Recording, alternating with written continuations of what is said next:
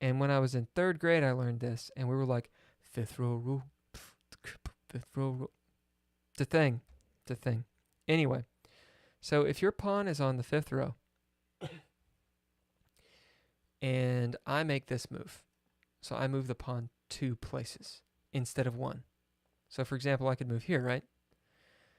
But if I move the pawn there, your next move, and it has to be the next move, you can take the pawn. That's called in passing, en passant.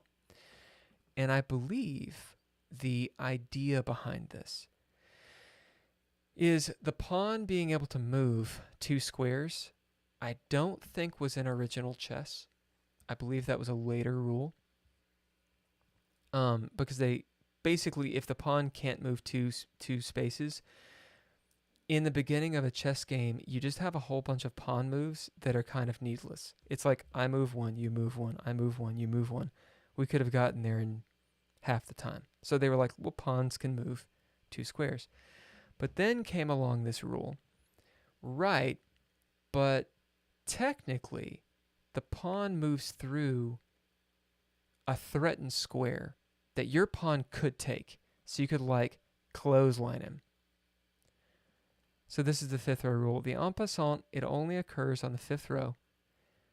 So for you, your fifth row, or for me, my fifth row, right? So if my pawn is up here, if my pawn is here and yours is there and you move that way, I can en passant you. That's what it is. And a lot of times, it's just fucking hilarious. Like I've seen it be an amazing tactical move, but it's more just funny to me.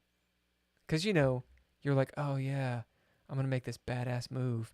I'm going to trap your bishop. And you're like, oh, fuck you, motherfucker. Take that pawn. Get wrecked. En passant. And I think you actually have to say en passant, like that. Yep, I'm dying between the two. I use it as much as fucking.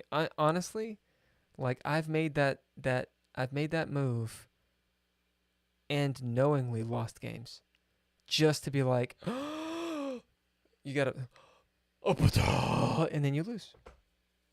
But they still got fucking en passant head. People who like to win don't care about integrity. More chess lore as I talk about things like I know what I'm talking about. Apparently, in an early version of chess, so the queen, when you think about what the queen can do every move of every other chess piece except the knight. I believe, I don't know this, but I believe originally the queen could move like a knight. I think. And if you think about that, this could be an urban legend. I could have just fucking made it up. If you think about it, kind of makes sense when you're creating a game. Because you're like, all right, so what are we going to do with this game, guys? You'd be like, okay, these bishops can move in angles that Will can't see. And, these knights, they can do fucked up shit. Fucking elves, right? Which everyone else is better at than I am. Rooks, they do rook shit. The king, he's a baller. He can fucking go anywhere, but just one square. The queen, what can she do? And Hippocrates or Socrates or whatever was like, it makes most sense then that the queen can make any move of any other piece. And then Plato came along later and was like, the fuck is wrong with you? The queen can't jump shit. What the fuck? She got all heels and shit. She can't jump. They hadn't learned back in the day how to jump in heels.